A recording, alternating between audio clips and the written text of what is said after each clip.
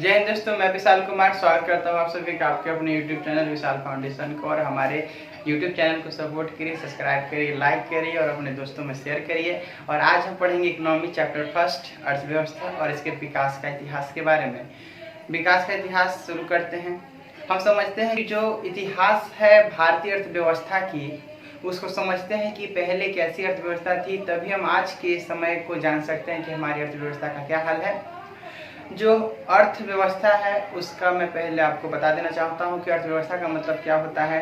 अर्थ यानी समझिएगा धन, अर्थ मतलब धन होता है, और व्यवस्था मतलब उसका व्यवस्था करना, यानी किसी भी व्यक्ति को समाज में कुछ करने के लिए, जिंदा रहने के लिए कुछ काम करना पड़ता है। उसके लिए उसे कुछ आर्थिक क्रियाएं करनी पड़ती है, जिससे उसे पैसा मिलता है, जिससे वह मतलब अपने जीवन को चला सकता है। आप देखिएगा कि अगल बगल जितने भी व्यक्ति हैं कुछ ना कुछ काम में लगे हुए हैं, चाहे वो किसान हो, डॉक्टर हो, इंजीनियर हो, मास्टर हो, कोई भी हो, कुछ काम करता है जिससे वह पैसा कमाता है। और पैसा कमाना जरूरी है क्योंकि उसकी आवश्यकता बहुत सारी है, खाना पीना, रहना, कपड़ा, पढ़ाई लिखाई और बहुत अनेक प्रकार की मतलब आवश्यकता पड़ती है जीवन को चलाने के लिए। तो हम पहले बात करेंगे आर्थिक क्रिया के बारे में।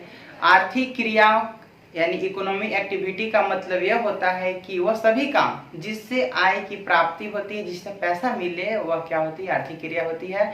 और अर्थव्यवस्था का मतलब जिसमें हम लोग पैसा के बारे में पढ़ते हैं कि पैसा कैसे कमाना चाहिए और इसके बारे में, ठीक है, इसे अर्थव्यवस्था कहा जाता है। यानी आर्थिक क्रिया का अध्ययन क्या कहलाता है, अर्थव्यवस्था कहलाता है। अब आइए बात करते हैं भारत के इतिहास के बारे में, the history of Indian economy.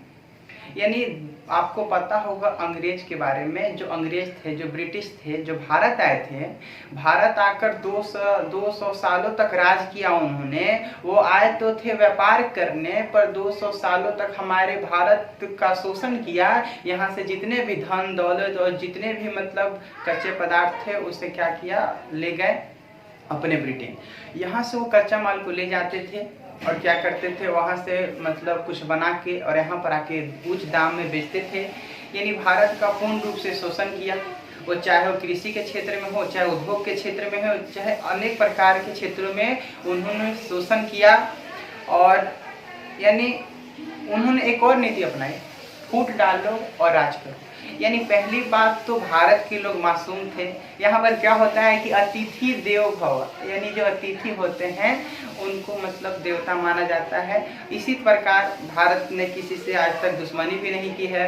और वो जब मतलब ब्रिटेन का व्यापार करने आए तो यहाँ के जो राजा महाराजा थे उनको करने दिए।